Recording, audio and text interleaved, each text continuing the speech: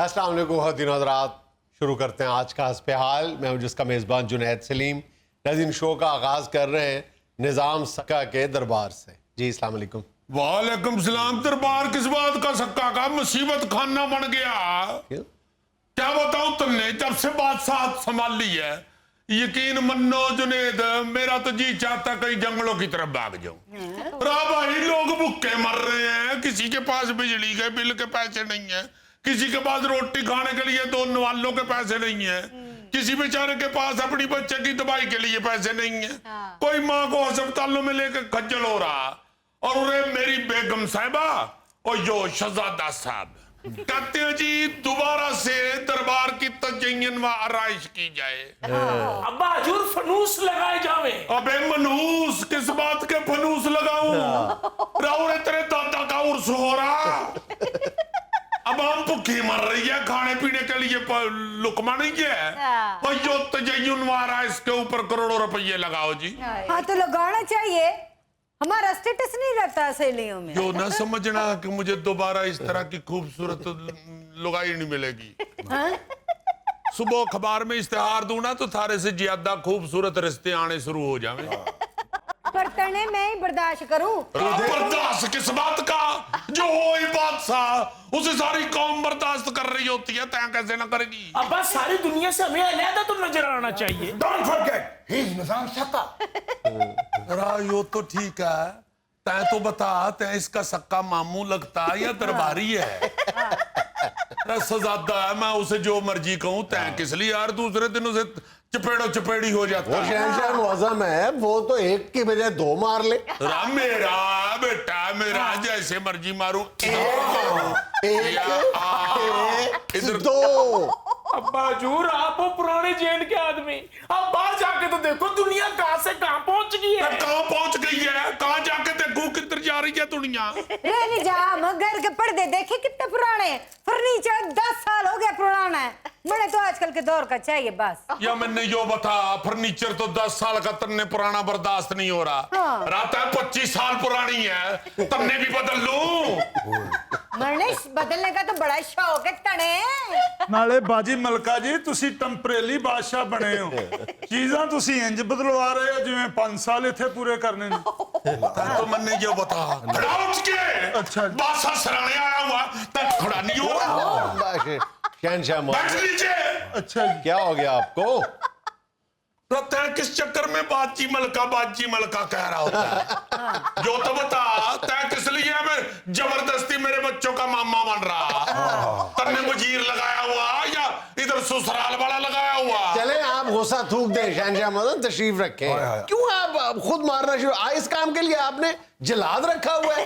दिमाग खराब हो गया सारे खानदान का। एक बंदा क्या तख्त पे बैठा, सारे टब्बर का ही दिमाग खराब हो गया। राइस की बोलता फूड कर करके यो कह रही है, रा बिटिया कामन तेरा बादशाह बन गया, कितना जेबर खरीद लिया।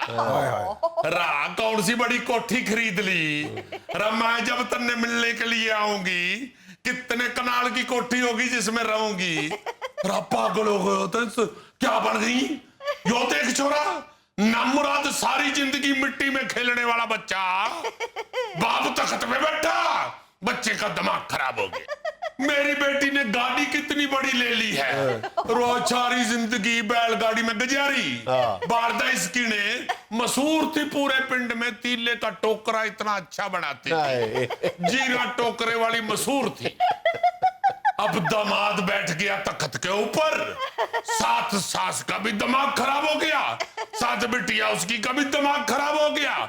उरे देखो चोर, नामुराद हर दूसरे दिन मन्ने आगे बताता, मेरे दोस्त पूछते हैं तेरा बालद बादशाह है, तै कौन सी गड्डी पे आया है, तै कौन सी गाड़ी के ऊपर जाएगा। रातन ने क्या हो गया भाई, खुदा के वास्ते याद करो, यो तख्त छिन जाना। तख्त क्या, जिंदगी छिन जानी है। पर जितनी देर जिंदा है, जिंदगी तो सुकून से गुजारे। अभी जिंदा से मुर्दा बना दूं, आधा मिनट लगता, आधा मिनट भी मुझे लगना। वो जो ऊपर बैठा हुआ कायनात का मालिक, आधा सेकंड भी नहीं लगता। पुर हो जाता बंदा कुछ खुदा का खौफ खा। लोग जो बेचारी रियाया भूखी मर रही है उसको देख। अब हम देख से काम खा रहे हैं। रा बेटा, वो एक बात मैं तुमने बस कहना चाहता हूँ, आइंदा अगर तय कभी भी ये तज़य्युन राइश की बात करेगा ना, मैं तन्ने आग कर दूंगा। तय मेरे लिए मर गया, मैं तेरे लिए मर गया, बच्चा चला जाए यहाँ से जहाँ मर्जी। चलो बादशाह माफ कर दो, मेरे मुंह माफ कर दो। तेरे मुंह को तो नजरे आतश कर देना चाहिए। तेरे मुंह को किस लिए माफ कर दूं? तय कौन होता बीच में बोलने वाला? यो तो बता जरा। चलो बाजी मलका तुसी माफी मांगो। बाजी मलका, 2 मिनट सांस ले छुरी के नीचे। यो देखा जरा, सारे दरबार के मुलाजिमीन रिश्तेदारियां निकाल सारे सक्कादारी बनाने के चक्कर में पड़ जाते हैं। किस लिए? इसलिए कि सक्का बैठ गया और तख्त के ऊपर मौजे लग गई सबकी। असल में ये लोग मलका की खुशामद इसलिए करते हैं, ये लोग जानते हैं कि निजाम सक्का इधर बैठा हो या उधर बैठा हो, बीवी के किस कदर नीचे लगा हुआ है। रातें तो बेशक सक्का उधर हो या उरे होते हैं तो इधर ही होता है, और अल्लाह के फजल से मुस्तकिल मिजाज बीवी के नीचे लगा हुआ। तै तो सारा कुछ ही समझता। मैं तो यो कहता हूं कि बेशक सक्का नीचे लगा हो, बेशक उधर बैठा हो, बेशक उरे बैठा हो, ये आवाम की भूख नंग के बदले दरबार की तज़य्युन आराइश नहीं करेगा। नहीं हो सकता। हाय हाय, हमारी तज़य्युन आराइश है तुझे बुरी लगे? ये जो अपना वजीर है, इसकी कोठी देखी, 6 कनाल की डिफेंस में बनाई है, फेज 5 में। हमें नया फर्नीचर ना लेके दे सके तू? रास्तबल में रिहायश पजीर जानवर, कहाँ कोठी बना ली तल्ले? आलमपना वो हमारी आबाई कोठी है, हमारे दादाजी ने बनाई थी। तेरे दादे को मैं नहीं जानता। दादा तेरा तो खोते को खुरियां लगाया करता था। उसने कहां से बना ली कनालों की कोठी? क्या पागल समझते हो बादशाह को? रहम आलमपना रहम। रहम बस इतना कर सकता हूँ कि तेरी जान बख्शी कर दूं। राम वजीर जी सरकार। इसकी कोठी खाली करा के वहां पे यतीम खाना बनवाओ। जो हुक्म आलमपना, मैं भी यतीम हूँ आलमपना, मैं बच्चे लेके उस कोठी में चला जाऊं? दोहाई है बादशाह सलामत, दोहाई है। गजब हो गया आलमपना, गजब हो गया। गजब के नीचे भी कोई चीज होती है तेरे पास? जब भी दरबार में आता गजब हो ही गया, गजब हो ही गया। मतलब इसने आपकी छेड़ डाली हुई है, गजब हो गया, गजब हो गया। लगता सारी मेरी सल्तनत में सिर्फ एक ही बंदा तकलीफ में आई, वो ये हुआ। नहीं दरबार साढ़ा HD हो गया, तेरियां फरियादां ओही।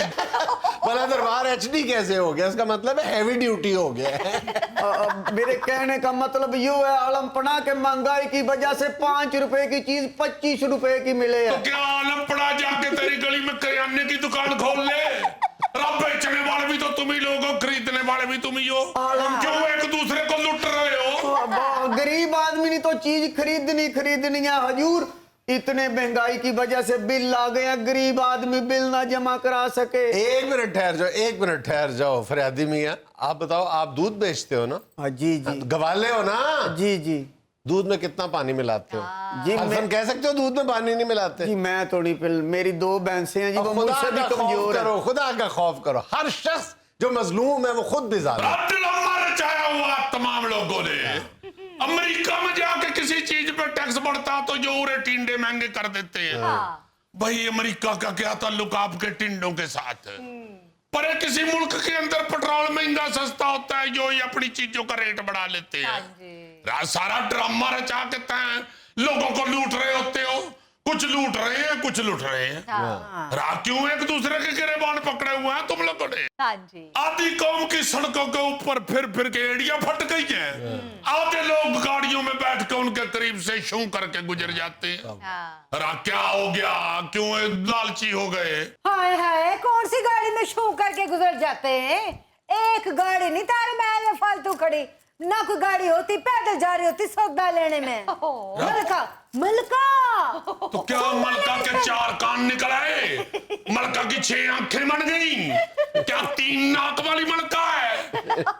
किधर गया वो थारा चिंची रक्षा जिसमें बैठी होती थी अपने बच्चा लेके भी क्यों भूल गई उस चिंगची रक्षे को? किस लिए अब तुमने गाड़ी और प्रोटोकॉल चाहिए बाजार जाने के लिए? ना तो प्रोटोकॉल तो मने अब चाहिए, मर जान को खतरा है, हालात आजकल ऐसे चल रहे हैं। रकामत के पास होते ही तारी जान को किस बात का खतरा पड़ गया? याद कर, खामत के पास होने से पहले वाला अपना प्रोटोकॉल। नंगे पांव टोकरी उठा के जाया करती थी, जो पीछे तेरा नंगा प्रोटोकॉल भागा करता था, जैसे बैलगाड़ी के नीचे नहीं प्रोटोकॉल दौड़ रहा होता। वो सारे प्रोटोकॉल तन्ने भूल गए। वापसी पे एक हाथ में सौदा उठाया होता था, दूसरे हाथ में अपना प्रोटोकॉल उठाया होता था। घर आके कहती थी तेरे बच्चे ने मेरे ऊपर ही प्रोटोकॉल कर दिया।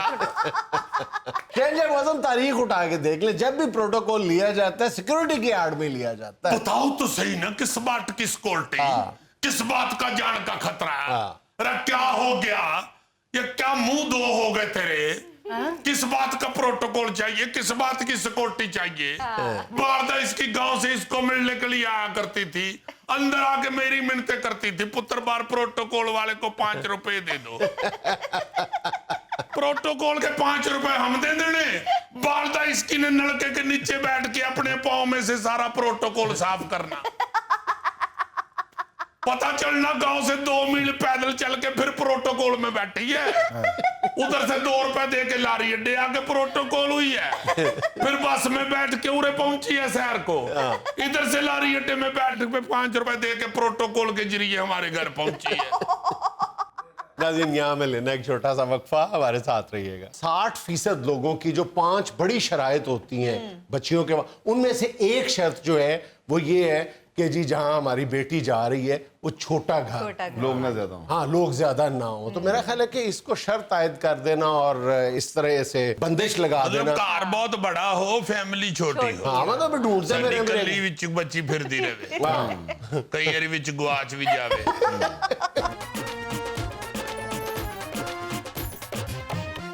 अच्छा भाईजान, हस्बे हाल की जो मुख्तलिफ जोहतें हैं, हमारे व्यूअर्स में से बहुत बड़ी तादाद जो है इस बात पे भी हमें अप्रिशिएट करती है कि आप लोग फैमिली इश्यूज़ का बहुत ज़्यादा जिक्र करते हैं, उस पर बहुत ज़्यादा फोकस करते हैं, और जो ज़ाहिर है हमारी माशरती अक़दार है, वैल्यूज़ जो है हमारी, हम उन पर भी बात करते हैं। उन पर कोई अपनी राय ठोंसना मकसूद नहीं होता। जैसे जॉइंट फैमिली सिस्टम, हम अक्सर इस पर बात करते हैं कि जॉइंट फैमिली सिस्टम जो है ये कोई ना इसका शरीयत में हुक्म है और ना ये कोई हमारे माशरे का लाजमी हिस्सा है। अगर हो तो भी ठीक है, उसको खुशगवार बनाया जाना चाहिए, और अगर ना भी हो तो उसको कोई इज्जत और अना का मसला नहीं बना लेना चाहिए। अगर कोई एक जोड़ा जो है वो कहते हैं जी मैंने अलग रहना है, तो खुशगवार अंदाज में इसको तस्लीम कर लेना चाहिए। और भी ऐसे बहुत सारे मौज़ूआत हैं, लेकिन पिछले कुछ दिनों से भाईजान मेरे जहन में 2-3 इशूज़ ऐसे आ रहे हैं कि मैं अपने वो व्यूअर्स के साथ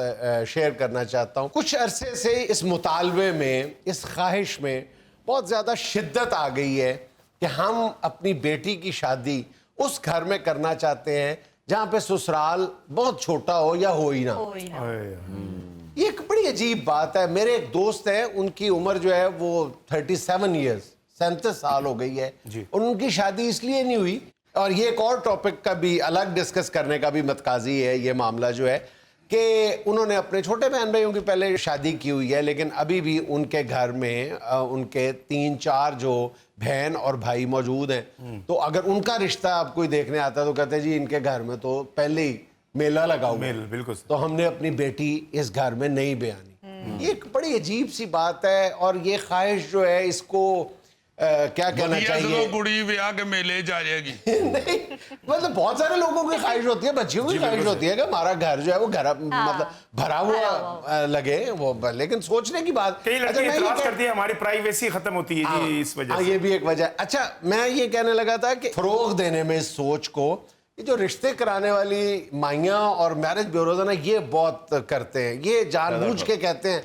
ओ जी, यानी पहली खूबी ये बताते हैं कि ना सास ना सौरा, ना देवर ना जेठ, इधरों दुआ नहीं मिलनी कुड़ी ने। एग्जैक्टली, मैंने कल्ली बैठी रहेगी, डीकती रहेगी, ताड़ियां दुआएं ही पिछू आईयां थे। भाईजान आप यकीन करें कि मैंने अपने एक दोस्त को देखा है जिन्होंने इस वजह से शादी की थी कि जनाब इसके भी आगे पीछा कोई नहीं, देता भी आगे पीछा कोई नहीं है। अभी 4-5 दिन पहले उसकी बीवी बीमार हुई है और वो खुद ऑफिस में था और उसकी बीवी को हॉस्पिटल ले जाने वाला कोई नहीं था। तो फिर मुझे कहने लगा कि यार हम दोनों ने इसलिए शादी की थी, इसके भी रिश्तेदार नहीं है, मेरे भी रिश्तेदार नहीं है। आज मुझे इस बात का एहसास हो रहा है। मैंने कहा ये नहीं तुम्हें सिर्फ अस्पताल की वजह से एहसास हुआ है, वैसे एहसास नहीं हुआ। देखिए जी, हर रिश्ता जो है ना, वो देवर हो, जेठ हो, सास हो, ससुर हो, हाँ जी। मामा सौरा हो, हर रिश्ता अल्लाह ताला की नेमत है। उसको आप अगर नेमत समझे तो वो नेमत है, तो वरना जहमत तो सगी औलाद बन जाती है। हाँ बिल्कुल बिल्कुल। कई बदनसीब अपने माँ बाप को जहमत समझते हैं, ऐसे ऐसे बदनसीब लोग भी हैं। तो ये तो समझने की बात है, फील करने की बात है। सारे रिश्ते बड़े प्यारे हैं। और दूसरी बात ये है कि आपको अपनी बच्चियों को ये तरबियत देनी चाहिए कि रिश्ते निभाने कैसे हैं। रिश्ते गिनना ना शुरू कर दो, ये सोचो कि रिश्ते निभाने कैसे हैं। ये आपकी अच्छी तरबियत होनी चाहिए कि रिश्ते जितने मर्जी हो निभाने का सलीका आना चाहिए। यार भा जुनैद, मैं तो जिस तरह ये होता है ना जी, तमगा इम्तियाज मिला, सितारा इम्तियाज मिला, प्राइड ऑफ परफॉर्मेंस मिला, मैं बाखुदा इन रिश्तों को अवार्ड समझता हूँ। बिल्कुल। आपका अगर आपके पास नाना है तो वो आपको अल्लाह ताला की तरफ से अवार्ड है। क्या बात है। आपके पास अगर कोई मामू है तो वो अवार्ड है, ताया है आपका तो वो अवार्ड है। इसी तरह ससुराल में सारे रिश्ते अवार्ड होते हैं। अवार्ड ये इसकी गोगे की बहू जो है ये खीर पका के अपने शौहर के पास लेके जा रही, ये कहीं बैठा कह रहा पहले निशाने इम्तियाज नूं ते खवा। ਉਹਨੇ ਅੱਗੋਂ ਆਖਿਆ ਨਾ ਜੀ, ਜਦੋਂ ਦੀ ਵਿਆਹੀ ਆਈ ਆ ਮੈਂ ਤੇ ਨਿਸ਼ਾਨੇ ਇਮਤਿਆਜ਼ ਨੂੰ ਰੁਝਾਨ ਦੇ ਚੱਕਰ 'ਚ ਖਲੀਆਂ ਪਵਾ ਲਈਆਂ ਨੇ ਬਾਹਾਂ ਨੂੰ। ਮੇਰਾ ਤੇ ਖੌਂਚਾ ਹੀ ਨਹੀਂ ਵਿਚਾਰਾ ਕੜਾਈ ਤੋਂ ਕਦੀ ਬਾਹਰ ਆਇਆ। ਗੋਗਾ ਜੀ ਦੀ ਹਾਂਡੀ ਇੰਜ ਪੱਕਦੀ ਜਿਵੇਂ ਸਵੇਰੇ ਮੱਝ ਦੇ ਪੱਠੇ ਨਹੀਂ ਕੱਟੀ ਦੇ ਟੋਕੇ 'ਚ। यार बस करो यार, नहीं और कराओ माइंड बहुत जल्दी कर ਚਲੋ ਹੋਰ ਕਰ ਲੈਂਦੇ ਕੋਈ ਐਸੀ ਗੱਲ ਨਹੀਂ। ਮੈਂ ਨਾ ਜੀ ਗੋਗਾ ਜੀ ਦੀ ਜਿਹੜੀ ਆਓ ਭਗਤ ਹੈ ਨਾ, ਉਹ ਬਕਾਇਦਾ ਇੰਜੀ ਘਰ 'ਚ ਹੁੰਦੀ ਹੈ ਜਿਵੇਂ ਕਹਾਣੀ ਨਹੀਂ ਬਣਦੀ ਹੁੰਦੀ ਕੋਠਾ ਲਿੰਬਣ ਵਾਸਤੇ। ਆਏ ਆਏ ਆਏ ਇੰਜ ਪਤਾ ਚੱਲਦਾ ਜੀ ਆਓ ਭਗਤ ਬਣ ਰਹੀ ਹੈ ਜੀ ਗੋਗਾ ਜੀ ਦੀ। और फिर ये एतराज कर देता है आज आओ भगत में तूड़ी काम है। ਗੋਗਾ ਜੀ ਤੇ ਸਾਗ ਵੀ ਉਦੋਂ ਖਾਦੇ ਨੇ ਜਿੱਦਣ ਦਾਬੜਾ ਮੱਖਣ ਦਾ ਹੋਵੇ। ਗੋਗੇ ਦੀ ਖੀਰ ਉਂਝ ਪੱਕਦੀ ਜਿਵੇਂ ਪੁਰਾਣੀਆਂ ਮਾਈਆਂ ਦਾਬੜੇ 'ਚ ਸਾਬਣ ਨਹੀਂ ਸਨ ਬਣਾਉਂਦੀਆਂ। ਹਰ ਘਰ ਦਾ ਜੀ 2 ਹੱਥ ਮਾਰ ਕੇ ਲੰਘਦਾ ਸੀ। करिए जी और नहीं काफी है। ਨਹੀਂ ਜਿਸ ਤਰ੍ਹਾਂ ਤੁਹਾਡਾ ਹੁਕਮ ਹੈ।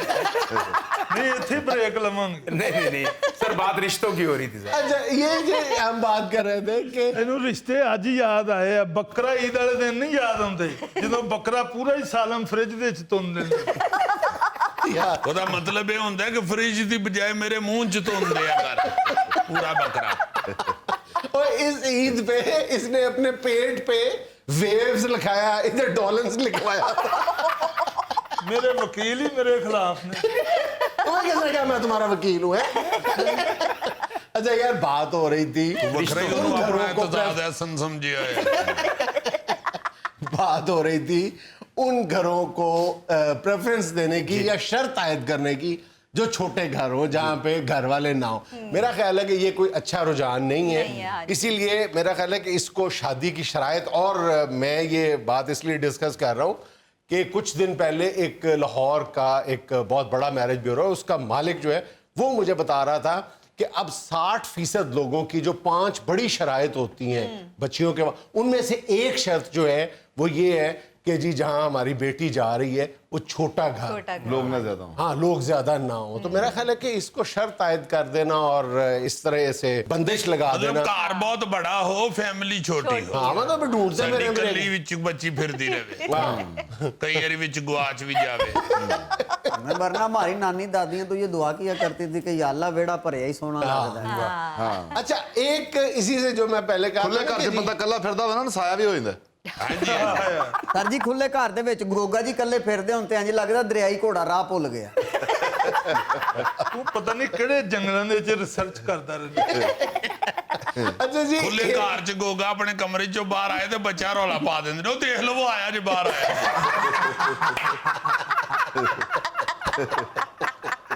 ਉਹ ਚੱਲਿਆ ਜੀ ਉਹ ਮੂੰਹ ਕੱਢੀ हॉर्न ना बजा जाना, अंदर चला जाएगा, हम ना जाना। यार खुदा के लिए यार आप सीरियस क्यों नहीं होते लोग यार, खुदा के लिए यार। शुरू में मैंने जैसे अर्ज किया ना कि इसी से जुड़ा एक और टॉपिक भी है कि उस बंदे की उम्र 37 साल हो गई और उसने पहले अपने बहन भाइयों की शादी की। अक्सर देखने में आता है कि बड़ी बहन है, उसने पहले अपने बहन भाइयों की शादी की, या बड़ा भाई है, उसने पहले अपने बहन भाइयों की शादी की और अपनी शादी जो है वो ताखीर का शिकार हो गई। इसमें भी आम तौर पे जो लोग रिश्ता लेके जाते हैं, वो चाहे वो लड़की का हो चाहे वो लड़के का, वो ये कहते हैं कि इसने सब कुछ जो कमाना है वो तो बहन भाइयों पे लगा दिया है, या आइंदा भी लगाते रहना है क्योंकि इसके बहन भाई इसकी कमाई के आदी हैं, ठीक है, और वो वहां पे शादी करने से गुरेज करते हैं। ये भी एक गलत एटीट्यूड है। वो तो काबिल तारीफ है जिसने अपनी जिंदगी मतलब दांव पे लगा के या अपनी जिंदगी कुर्बान करके अपनी आराम आसाइश सब कुछ एक तरफ रख के अपने बहन भाइयों का ख्याल कर रहा है, तेरा भी ख्याल रखेगा, यही ख्याल रखने वाला आदमी। इसका मतलब है वो बेसिकली बाय नेचर केयरिंग बंदा है यार। जिन्हें साहब मैंने भी अपने छोटे बहन भाइयों की शादी पहले की, अपनी बाद में की। जी जी जी गौरी साहब, अच्छे लोग अपने घर का सोचते। हाँ नाज़रीन, यहाँ में लेना एक छोटा सा वक्फा, हमारे साथ रहिएगा। घुप अंधेरा, घुप, अच्छा घुप वैसे कभी नहीं, आपने अलग कभी नहीं सुना होगा, अंधेरे के साथ ही सुना होगा। घुप संस्कृत में कहते हैं सख्त को, बहुत ज्यादा शदीद अंधेरा। हाँ सर मैं 4 दिन जिम जाऊं ना तो मेरे डोले घुप हो जाते हैं। सर जी जब मैं नहर में छलांग लगाता तो हूँ ना, सारी नहर घुप हो जाती है। अच्छा प्यारे बच्चों, एक बात ज़हन में रखें कि ये आखिरी क्लास है जो आप बगैर यूनिफॉर्म के अटेंड कर रहे हैं। नेक्स्ट टाइम आपके लिए ये पाबंदी है कि आप सब बच्चे जो हैं वो यूनिफॉर्म में आएंगे। यहाँ पे मैं ऐसे नहीं क्लास सर कौन सा कलर होगा? सारे कलर मुझे सूट नहीं करते। नहीं बेटा, जो भी कलर आप जो स्कूल मैनेजमेंट तय करेगी वही आपको पहनना पड़ेगा। लेकिन सर हमारे घर वालों ने तो इसलिए दाखिल करवाया था कि यहाँ यूनिफॉर्म का कोई तकल्लुफ नहीं है। नहीं सर जी दिसंबर तक यही चलने दें, दिसंबर में मेरे अब्बू की ना कमेटी निकलेगी, फिर मैंने क्या पता नहीं, आप कहने लगे हैं दिसंबर में कोई शादी है, वो तंबू उतरेगा तो मैं अपना यूनिफॉर्म बना लूंगा। सर हम चारों तो पहन लेंगे यूनिफॉर्म, ये नहीं पहनेगा, ये बासर लोग हैं। सर बात ये है कि यूनिफॉर्म तो बंदा पहन ले, कोई एतराज नहीं है, मगर जिस तरह ये बता रहे हैं इसको सारे कलर सूट नहीं करते। पहले सर इस स्कूल का आपके आने से पहले मैं तो सर 15 साल से फेल हो रहा हूँ। इस स्कूल का सर पहले तोते रंग का यूनिफॉर्म था। तो इसने तोते रंग का यूनिफॉर्म पहनना है तो फिर सर इसे लोग छेड़ना शुरू हो गए थे कि तोते का भी चरगा बन जाता है। नहीं, आप इसको बासर क्यों कहते हैं ये तो आज बताएं, क्यों बासर है? इनके वालिद साहब जो है कोई बहुत ज्यादा बड़े जिम्मेदार तो नहीं है, मेरा ख्याल है 1 मुरब्बे जमीन है बमुश्किल उनकी। सर इनके घर पिस्तौले हैं। यार बड़ा घर है इनका, बड़ा। अच्छा आज उर्दू की इस क्लास में बेटा हम पढ़ेंगे एक बार फिर उन तराकीब का जिक्र करेंगे, उन मुहावरों का जिक्र करेंगे कि जिसका एक लफ्ज तो आम तौर पे हम बहुत ज्यादा बोलते हैं लेकिन दूसरा लफ्ज कहीं और इस्तेमाल नहीं होता और उसके मतलब से भी अक्सर हम नाआशना होते हैं, हमें पता ही नहीं होता कि इस दूसरे लफ्ज का मतलब क्या है। तो उसमें एक लफ्ज है आओ भगत करना।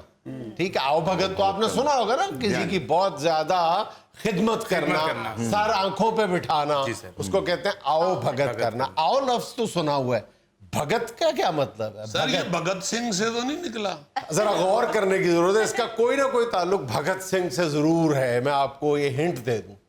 देखें, भगत जो लफ्ज है ना, ये बुजुर्ग के लिए, किसी काबिले इज्जत और काबिले एहतराम बंदे के लिए भगत का लफ्ज बोला जाता है। आओ भगत करना, आओ से मुराद जाहिर है आमदीद, आमद, किसी की आमद, ठीक है। और भगत यानी किसी को इज्जत देना। तो आओ भगत मिलके बनते हैं कि उसकी खिदमत करना, उसको इज्जत देना, उसको तकरीम बख्शना, किसी के आने पर उसको इज्जत देना। हाँ, आओ भगत करना।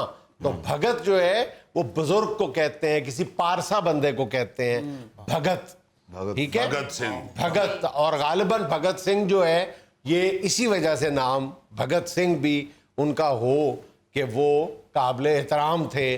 बचपन में जैसे हमारे नामों का कोई अच्छा मतलब ही होता है, आम तौर पे नामों का मतलब तो अच्छा होता है ना, बाद में इंसान जो है वो इसमें बामुसम्मा होता है या नहीं, ये वक्त बताता है। आओ भगत करना यानी कि किसी की सेवा करना, तो सर ये इस जुमरे में गोगा जी भी आते हैं? हाँ, इनकी जरा भगत ज्यादा करनी पड़ती है क्योंकि थोड़ी बहुत भगत तो इनको सूट ही नहीं करती। इनकी भगत जो है वो मनों के हिसाब से होती है और इनकी आओ भगत नहीं होती। इनकी जब घर वालों की आहो निकल जाती है तो इनकी फिर भगत होती है। सर अक्सर इसकी खुरली में भगत करते हैं।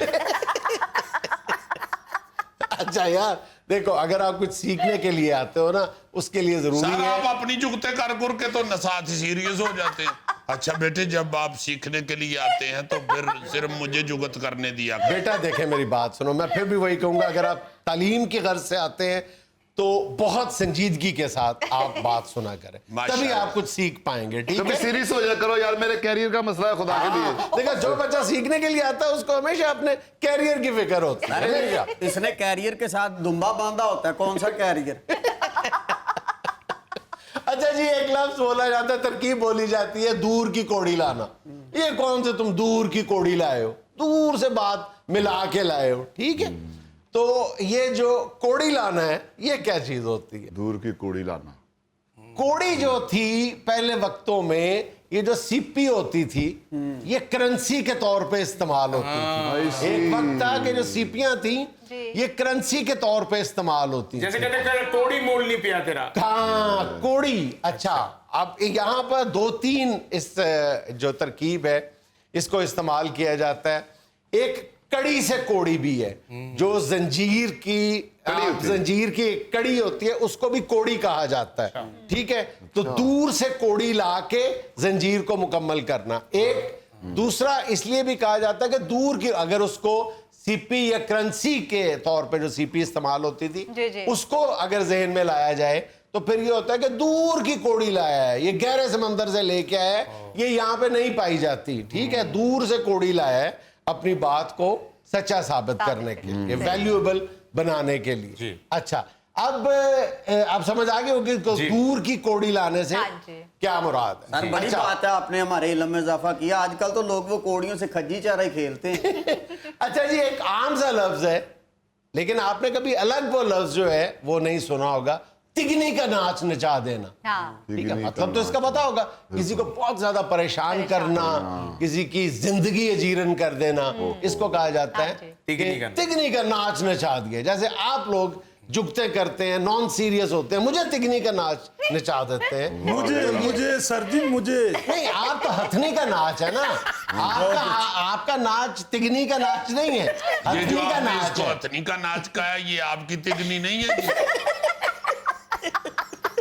हद हो गई है वैसे सर, आप भी सर हमें तिगनी का नाच ही नचा रहे होते हैं।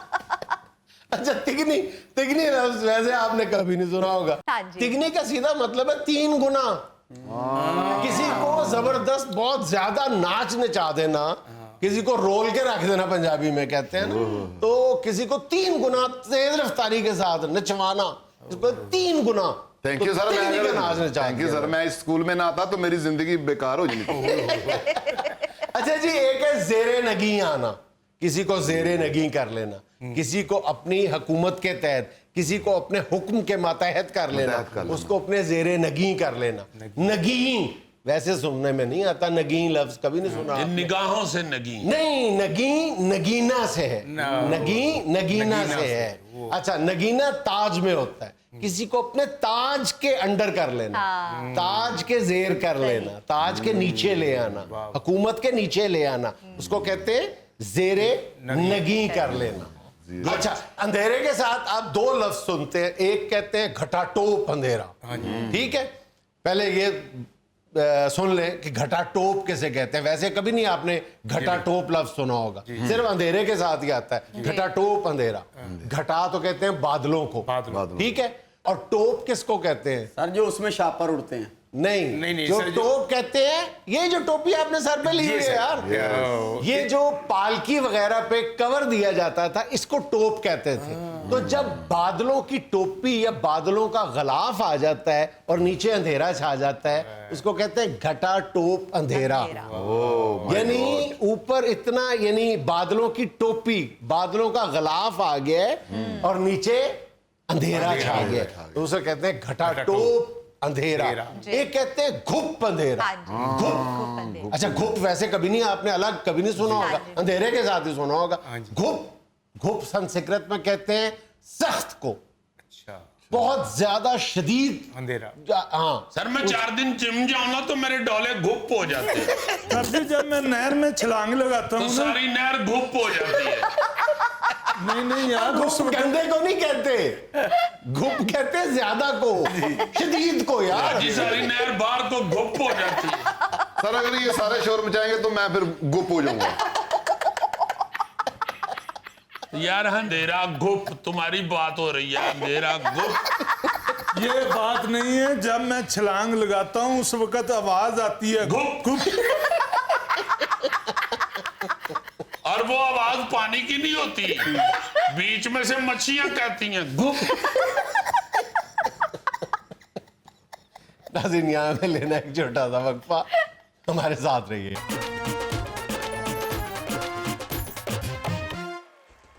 अच्छा जी, ये तस्वीरों और वीडियोस के सेगमेंट के स्टार्ट में आपको एक तकरीर सुनवाते हैं, बड़ी जबरदस्त। ये तकरीर कर रहे हैं भाई।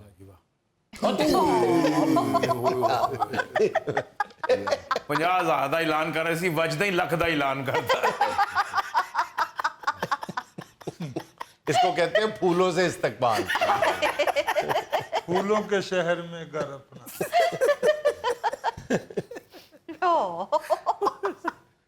घर जाके दसेगा मैं ऐसी तकरीर की थी, मेजबाना ने मेरी धौन च फुल मारे ने। उंज नहीं, मेरे गले च नहीं पाए। ਅਗਲੀ ਤਕਰੀਬ 'ਚ ਕਹੇਗਾ ਭਾਈ ਮੋਤੀਏ ਦੇ ਹਾਰ ਗਲ 'ਚ ਪਾ ਲਿਆ ਕਰੋ। और मजेदार गल ये वे कि उन्हें कहा कि मैं जिन्नी याद की थी मैं सारी करके जावांगा, छड़नी तो नहीं मैं। डेफिनेट काफी फिक्रे भुल गए होने इन्हें। जाहिर है पिछले फिक्रे अगे ते अगले पीछे हो गए ने। इस वाक़े के बाद इसको पता चला कि ये पिछले वाल क्यों नहीं अखीर तक चढ़ दे। बिल्कुल ਜੀਜੀ ਭਾਈ ਬੰਦਾ ਸ਼ਰੀਫੇ ਦੀ ਜਗ੍ਹਾ ਗੋਗਾ ਹੁੰਦਾ, ਉਹਨੇ ਮੂੰਹ ਪਰਤਾ ਕੇ ਸਾਰਾ ਗੁਲਾਮ ਖਾ ਜਾਣਾ। ਹੁਣ सोच रहा कि शुक्र है मैं नाल ताड़ी भरजाई नूं नहीं लैके आया। अगर भरजाई साथ होती तो उसने कहना था देखो तुम्हारे लिए फूल हैं, मैंने खास तौर पे अरेंज किए हैं। अल्लाह माफ करे, देखो हादसात जो हैं जी जी, वो किसी वक्त कहीं भी हो सकते हैं। अच्छा भाई, ये देखे बकरे की मदारत कैसे की जा रही है, ये देखे, सही दिखाएं जरा। ये देखे। वाह जी वाह। ये तो पान वाली दुकान लग रही। वाह जी वाह। बर्रा पान शॉप पे लेके आया बकरे का मालिक उसे, और बकरे ने खुद क्या है कि ये तम्बाकू तेज रखना, बराबर दा लाना। हाँ जी। और बाद में ये बंदा फड़े मारता फिरेगा, ऐस की मैं तम्बाकू वाली कुर्बानी की थी, खा के सारा महला टोन होया। ਸਰ ਮੇਰੇ ਹਿਸਾਬ ਨਾਲ ਉਹ ਸ਼ਾਇਰ ਬੱਕਰਾ ਤੇ ਮੁਸ਼ਾਇਰੇ ਤੇ ਲੈ ਕੇ ਚੱਲਾ ਉਹਦਾ ਮਾਲਕ। नहीं, बकरा बताता कैसे होगा, सादा तंबाकू वाला राजा जाने कैसे ही बताता होगा। और दुकानदार ने पान मूंह च दे के उन्होंने आख्या खा पुत्र खा, कलेजी तेरी खीर मैं ही खानी। बस फिर अजीजी इस तरह हौली हौली दुनिया खराब होंदी ना, अज नूं ये पान खाण दिया, कल नूं सिगरेट भी पिएगा। अच्छा, उसके पान में वैसे मेरा ख्याल डाले काले चने और दाल ही है। अच्छा जी, हमारी कौम ने कभी कोई मस्बत इनोवेशन तो की नहीं, शुगल मेले में लगी हुई कौम है। ये देखे क्या इजाद किया है उसने, ये देखे आधी बाइक ही उड़ा दी है उसने। और वो फ्यूल टैंक जो है उसकी जगह उसने बॉटल लगाई हुई है। वो समझना शायद इस तरह पेट्रोल कम लगता है। मुस्तकिल वन विलिंग। वो देखे ना, ਐ ਉਹ ਗੱਡੀ ਜਿਹਦੇ ਸੱਜਾ ਖੱਬਾ ਹੈ ਨਹੀਂ ਬੇਟਾ, ਨੱਕ ਦੀ ਸੀਟ ਤੇ ਜਾਣਾ। ਇਹਨੂੰ ਕਬਾੜੀਏ ਕੋਲੋਂ ਅੱਧੀ ਗੱਡੀ ਮਿਲੀ, ਉਹਨੂੰ ਸੈੱਟ ਕਰ ਲਿਆ। अल्लाह माफ करे, लोगों का मामा या चाचा मजदूर हुंदा, ओदी मोटरसाइकिल मजदूर हो गई। ਇਹਨੂੰ ਕਿਸੇ ਨੇ ਕਿਹਾ ਭਾਈ ਅਗਲਾ ਪਹੀਆ ਕਿੱਥੇ, ਕਹਿੰਦਾ ਬਾਰ-ਬਾਰ ਪੈਂਚਰ ਹੁੰਦਾ ਸੀ, ਮੈਂ ਲਵਾ ਹੀ ਦਿੱਤਾ। ਬਾਊ ਜੀ ਥੋੜੀ ਥੋੜੀ ਹੋ ਕੇ ਚੋਰੀ ਹੋ ਰਹੀ ਹੈ। ਇਹਦਾ ਮਤਲਬ ਹੈ ਅਗਲਾ ਟਾਇਰ ਇਹਦਾ ਤੁਸੀਂ ਹੀ ਲਾਇਆ ਹੈ। अच्छा भाईजान, एक तरफ पेट्रोल जो है वो सूंघने को नहीं मिल रहा, जी बिल्कुल। इतना महंगा है। दूसरी तरफ ये अय्याशी देखें, पेट्रोल से गाड़ी धोई जा रही है। ये देखें। वाह वाह वाह वाह। ਇਹਦਾ ਫਾਇਦਾ ਇਹ ਹੈ ਨਾ ਜੀ ਕਿ ਗਾੜੀ ਧੋ ਕੇ ਉਸਨੇ ਉੱਪਰ ਸੁਕਾਣੇ के लिए कपड़ा नहीं मारना, बस कोल खलो के सिगरेट लाने ਤੇ ਗੱਡੀ ਸੁੱਕ ਜਾਣੀ। चौक के सवा हो जानी। ਇਹੋ ਜੀਆਂ ਤਿੰਨਾਂ ਕੁ ਧੁਆਈਆਂ ਦੇ ਬਾਅਦ ਗੱਡੀ ਥੱਲੇੋਂ ਚਿੱਟੀ ਨਿਕਲ ਆਉਣੀ। मेरा ख्याल ਇਹਦਾ ਪੈਟਰੋਲ ਪੰਪ ਆਪਣਾ ਹੈ, ਇਹ ਪੈਟਰੋਲ ਖਤਮ ਕਰਕੇ ਪਲਾਜ਼ਾ ਪਾਣਾ ਚਾਹੁੰਦਾ ਹੈ। ਇਹਦੀ ਹਰਸ਼ ਆਪਣੀ ਹੈ ਸਵਾਏ ਦਿਮਾਗ ਦੇ। नाज़रीन, ये था आज का अस्पताल और आज की छोटी सी बात ये कि जब सारी दुनिया आपके सामने खड़ी हो जाए तो आप दूसरी तरफ मुंह करके सेल्फी ले लें, सारी दुनिया आपके पीछे खड़ी नजर आएगी। खुश रहें, खुश रखें। आपसे मुलाकात होगी इंशाल्लाह अगले हफ्ते। अल्लाह हाफ़िज़।